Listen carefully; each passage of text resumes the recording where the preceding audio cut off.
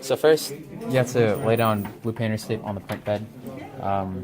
The way you lay it down is not overlapping and as close to each piece of tape as possible. So you want it to go a little off the edge because when you try to take it off for the next print, it's much easier to remove it. So it's like that. You want as little of a gap as possible while not overlapping, because if you overlap, it's gonna cause unevenness in the print bed. All right, so after you lay down the tape, you're gonna go ahead and turn on the machine from the back.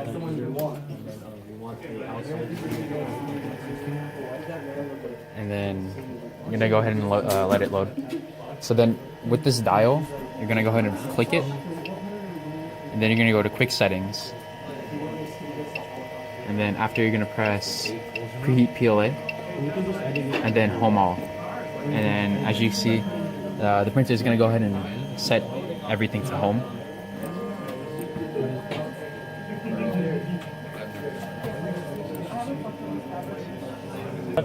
All right, so after you've done all that, you're gonna take the micro SD card and you're gonna insert it into the adapter, and you're gonna plug it into the computer. So when that's done, you go ahead and grab your file. So let's say we're using Tinkercad, for example, or Thingiverse. You grab the file and you take it, and here we have the file. So we take the file and we're gonna go ahead and click it. We're gonna click save, and we're gonna click this down arrow. We're gonna click open with. So you're gonna go ahead, and it's gonna say Cura. And this is the program that we use to turn STL files into G code, which this 3D printer prints on. So you're gonna go ahead and click Cura. Let it load real quick. Okay, now that it's loaded, we're gonna take our file and we're gonna set it to the settings we want. So we're gonna go here to layer height, and for prints like this, where quality or rigidity matter, here's where you tweak it. So for layer height, we set it at a standard of 0.2 millimeters because it gives a quick and still very good quality print. We keep shell and wall thickness practically the same for all of the prints, but infill, it always varies. Usually for large builds, depending on how rigid you want it, you want to go a bit higher. But for something about like this, and that's just a model, we can go ahead and set it to 10%. So that means it's printing the inside at 10% infilled, whereas 100% would be a solid fill, and would use a lot more plastic. And we're gonna have infill pattern as triangles because triangles are the strongest shape. And we're gonna add, and we don't have to mess with printer settings because that's usually already done. And for something like this, we need to have supports everywhere. So that means everywhere that there's a overhang, it would have a support. And then for build adhesion, for something like this, something square, we don't really need a build adhesion plate. So we're gonna set it at none. And then we're gonna go ahead and click save to file. And what it's gonna do, it's gonna save it as a G code file. And then you're gonna go ahead and transfer it over to your SD card. We gotta fix it. All right, so once you have your file on your SD card, you're gonna go ahead and insert it into this slot that says SD card, SD, and you're gonna place the metal facing up.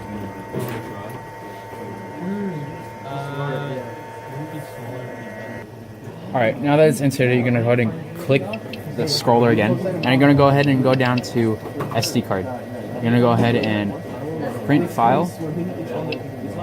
Actually, you're gonna go ahead and unmount card and then mount card again. You're gonna go print file, and you're gonna go to the file that you wanted. So for now, we're gonna go ahead go with this one. You're gonna go ahead and press it.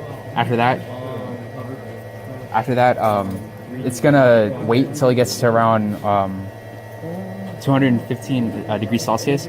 But what I found is if you press it again and you go to extruder, go to temperature 1, you set it down to 210, it'll automatically start.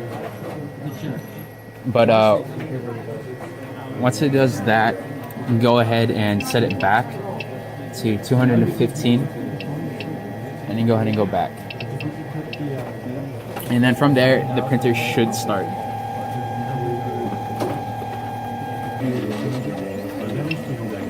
So say if your print is not what you wanted or something goes wrong, you're gonna go ahead and flip this switch and you're gonna click this button.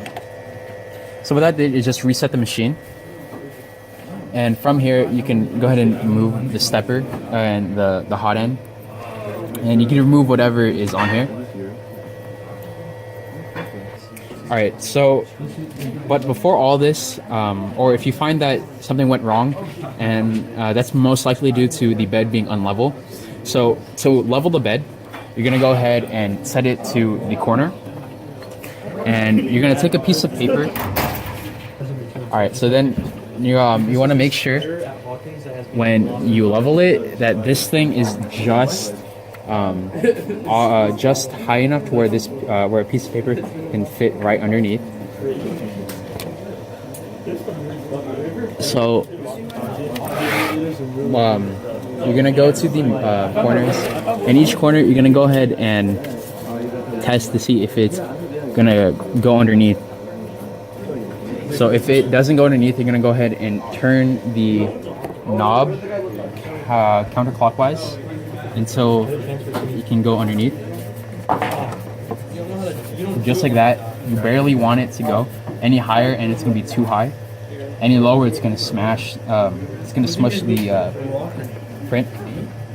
So you're gonna do this for every corner, but you're gonna do this multiple times because each time you adjust a level, it's gonna adjust the other sides.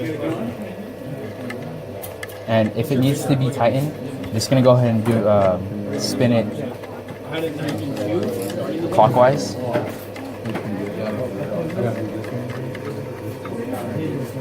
Until it starts to tighten up.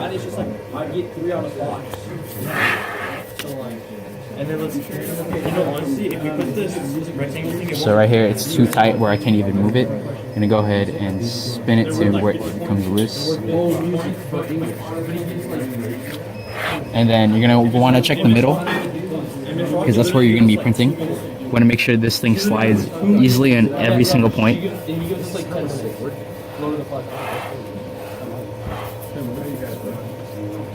And that's practically it.